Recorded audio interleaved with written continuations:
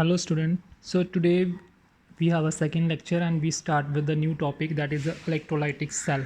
So what is the electrolytic cell? I'm just going to tell about the electrolytic cell. The basically electrolytic cell is a container in which we have take electrolyte. Let I take the electrolyte here. I take electrolyte here, NaCl, and we have two rod. One is the anode, another one is a cathode. As we know that cathode is a negative and anode is positive. So this is connected with the battery. The negative of negative, cathode is negative, it connected to negative, and then we have a anode which is connected toward positive of the battery. So this setup is known as a electrolytic cell. So the process we already know. What will be happen when we have to pass the current in this. So basically it is broken down into ions. Okay, so this is your electrolytic cell. In electrolytic cell, the electrical energy convert into chemical energy. Electrolytic cell, the electrical energy is converted into E stand for electrical energy to CE, that is the chemical energy. So this is your setup. This whole setup is known as a electrolytic cell. Then we have another definition, that is a electrochemical. So it is totally reverse of electrolytic cell. In electrolytic cell, the electrical energy is converted into chemical energy. So but in this case, chemical energy basically converted into electrical energy. So there are so many examples. We have simple Voltaic cell, you can check in the book. Simple Voltaic cell is there, and Daniell cell, and the electrode which we have to use here, that is a two metal plate here which we use in the electrolytic cell. That is, one is cathode, another one is anode, and we know that negative is a cathode and anode carries positive charge. Okay, and so most probably we have discussed here electrolytic cell. In higher classes you will study about the electrochemical cell. In this chapter we only deal with the electrolytic cell. We have to make this setup where we have to take electrolyte, like I'm taking here sodium chloride. We have two electrode, one is anode, another one is cathode, and connected to the battery. By passing the electric current, it is broken down into ions. Okay, so now we have what is the difference between anode and cathode. So we can check here. It is the electrode connected to positive terminal, and it is on the other hand it is connected to negative terminal. Anion migrate. We know that at cathode we have a negative charge. So like in this case, the sodium chloride is broken down into sodium plus and chlorine. So obviously it carries positive charge, it moves toward cathode, and on the other hand Cl is moves toward anode. So this is the second point of your. So it is a oxidizing electrode. Oxidation take place at anode. So at anode oxidation will be take place, and at cathode the reduction will be take place. Anode the oxidation will be take place, and cathode the reduction will be take place. Okay, so now we have another difference is between cation and anion. As we know that sodium carries positive charge, it is cation, and the substance which carries negative charge, it is anion. And we know that cation carries positive charge, so it moves toward cathode, and anion carries positive charge, and anion carries negative charge, it moves toward anode. ठीक है ना, anion carries negative charge. So right, at anode the oxidation take place, and oxidation means loss of electron. and reduction means gain of electrons. Okay, so now we have to take example of oxidation. What will be happen here? So let it be, I take a zinc.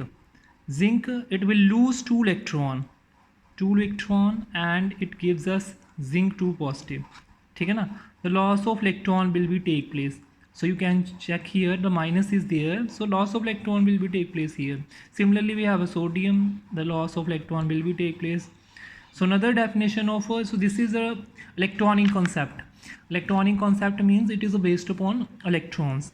And now we have another definition of oxidation, that will be, we know that chemical process addition of oxygen or removal of hydrogen. So like here carbon plus oxygen, so you can easily check here, carbon is in carbon, the oxygen is added and gives us a carbon oxide. Similarly, we have a magnesium plus oxygen, it gives us magnesium oxide. So we can check here, in above two reaction, the carbon and magnesium get oxidized to form carbon dioxide and magnesium oxide, sorry, not dioxide, respectively, by gain of oxygen. So gain means addition of oxygen, so oxygen is added here. Then second definition is the reduction on the another definition. The above definitions are totally related to then reduction, as we know that in above case oxidation there is a loss of electron, so obviously then it will be right here we have to gain of electron. So in the reduction electronic concept definition is the gain of electron, so this will gain 2 electron and gives us copper, and ferric is also gain 1 electron and it gives us Fe2. So right here the gain of electron take place. So it is pretty clear from the in oxidation the loss of electron will be take place, and in case of reduction there will be a gain of a electron will be take place. So right here, so like we know that in above reactions addition of oxygen is another definition, is addition of oxygen. So in case of reduction, so there will be another definition, that will be removal of oxygen. Okay, like we have a copper oxide in hydrogen and gives us copper plus so water. So you can check here, the oxygen is removed here, so right here reduction will be take place, and here oxidation will be take place. Okay,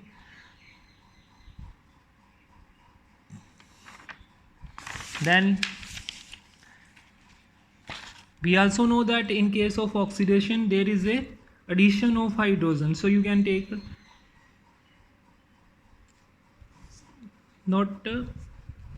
so right here I am taking here another definition of a reduction, the removal of oxygen, and another we have to take removal of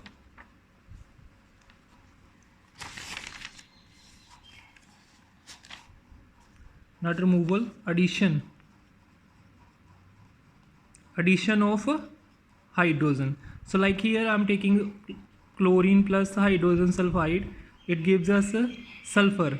So you check here 6,2HCl. So in this case you can check here hydrogen is added here, so right here also reduction will be take place. Right here the removal of hydrogen take place, so it is a oxidation process. So this is the process how will we take the oxidation and reduction. So but most probably we have to discuss here the loss of electron where the oxidation take place, and the reduction where the gain of electron take place. And I think you are also familiar with this term oxidizing agent. And oxidizing, यहाँ पे देखो, look at here, reduction, right here the reduction will be take place. Where the reduction will be take place, that particular substance act as a oxidizing agent. And where the oxidation take place. So right here oxidation take place on the hydrogen, so it will act as a reducing agent. I think it is clear to you. You have familiar with from the previous classes 8th and 9th, 10th, you have to be studied about it. So some example here: oxidizing agent, solid is there, manganese dioxide, and right here lead oxide. These are the solid examples. Then we have that's the oxidizing agent. Then the liquid, we have hydrogen peroxide, concentrated nitric acid, sulfuric acid, bromine. In case of gases, we have oxygen, ozone, chlorine, and sulfur. So then we have a reducing agent also. In solid, we have a carbon, metal like zinc, aluminium, copper, sodium, stannous chloride. In liquid, hydrogen peroxide, hydrogen iodide, etc. And in case of gases, we have a hydrogen sulfide and carbon monoxide. Okay, so this is all about the oxidizing agent as well as a reducing agent. So now we have discussed about the oxidation and reduction. In this topic we have discussed about most probably oxidation and reduction. So we have to concern with the loss of electron and gain of electron. So we study one by one. The example, we have a lead bromide also there, copper sulfate is there, water, where how the oxidation and reduction will be take place. We will discuss one by one. So then I'm taking one example here, like I'm taking the example of sodium chloride. So sodium chloride, so what is the process of electrolysis? Electrolysis is a redox reaction, and I think you are familiar with the redox reaction. What is the redox reaction? Where the simultaneously oxidation and reduction will be take place. That reaction is known as a redox reaction. Like I'm taking example of dissociation of sodium chloride. So when the sodium chloride, we have to pass the electricity, it is broken down into sodium and chlorine ion. So basically at cathode, I'm already told the cathode, the reduction will be take place. At cathode electrode, the reduction will be take place. That means sodium plus gain the electron and gives us sodium. And at anode, oxidation will be take place, means to say that loss of electron will be take place. The chlorine lost one electron, chlorine negative, and we will get the chlorine. So this is the oxidation take place. The chlorine molecule in elementary state, it is not stable, so it will combine with another chlorine and gives us chlorine gas. Okay, so what will be the overall reaction? So we will get the sodium chloride is broken down into sodium plus chlorine. Okay, this is the overall reaction. So now we have to discuss about how the electrolytic dissociation will be take place. So we know that a sodium chloride is a ionic compound which held together by strong electrostatic force of attraction. So how it will be broken down? So to break this molecule, we have to pass electricity in a molten state as well as in a aqueous state. So we are taking the firstly electrolytic dissociation of sodium chloride. Sodium chloride is an electrovalent compound. We know that it contains sodium and chloride ion in a solid form. Ions are not free, but they are held together by strong electrostatic force. So these ions are held together by electrostatic force, which is quite strong force. Okay. So but when we take the sodium chloride into aqueous state or fused state, in aqueous state, firstly we are taking the aqueous state. In slightly negative charge oxygen atom of the polar water. Now we have to take a polar water.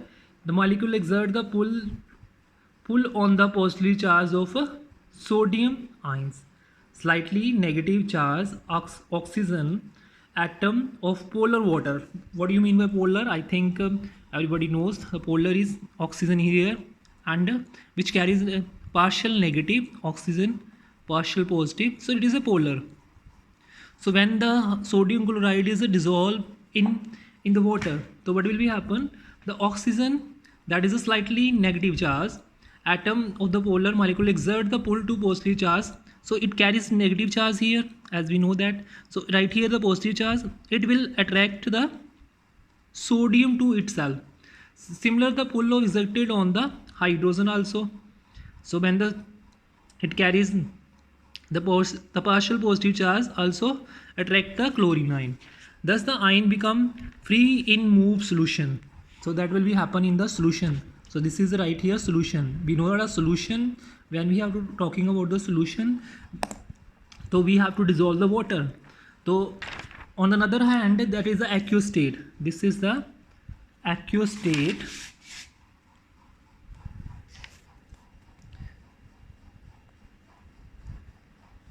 Now another case, when the molten state will be there. Molten means पिघला हुआ or fused state. At high temperature required to melt the solid, weaken the bond between the particles and ion are set to free. Like we know that a sodium chloride are held together by a strong force, so it is very tough to break this bond. So to break this bond we need a very high temperature. When we heat it, sodium chloride at high temperature, it is broken down into ions. So two ways we can show the electrolysis. One is the aqueous state. Aqueous state, in the water we dissolve. In the molten we have take the condition of a high temperature. So now what is the ionization? What is the ionization? Certain covalent molecules which are not made up of ion but form ion when they dissolve in water. These solutions conduct electric current. So now we are taking the ionization. This is a dissociation. Ionization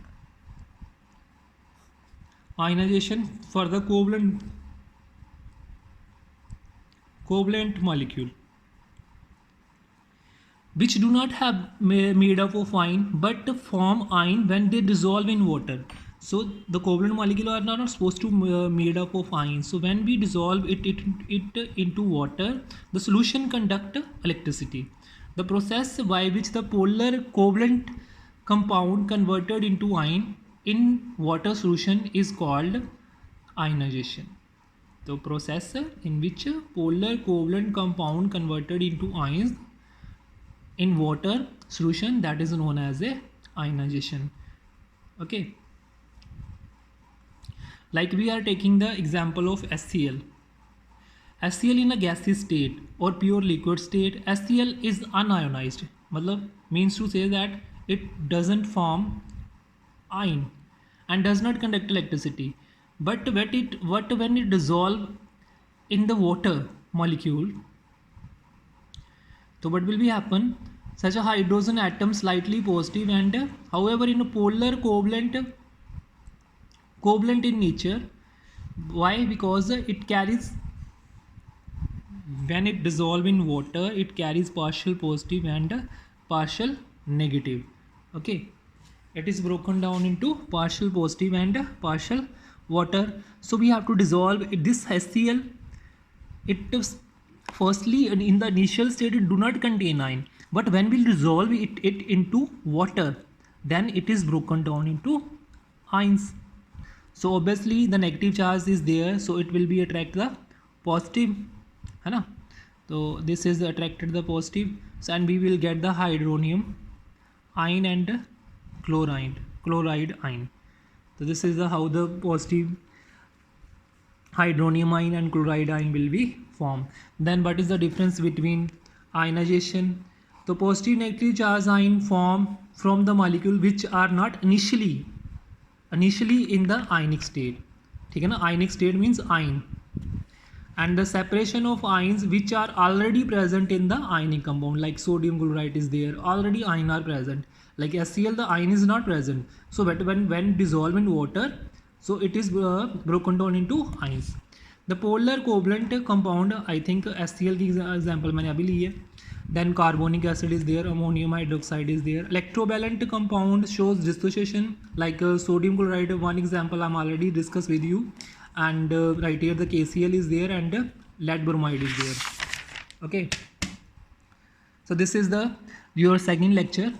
Hopefully you go through these two lectures, and then we start with the third lecture on next day. Thank you.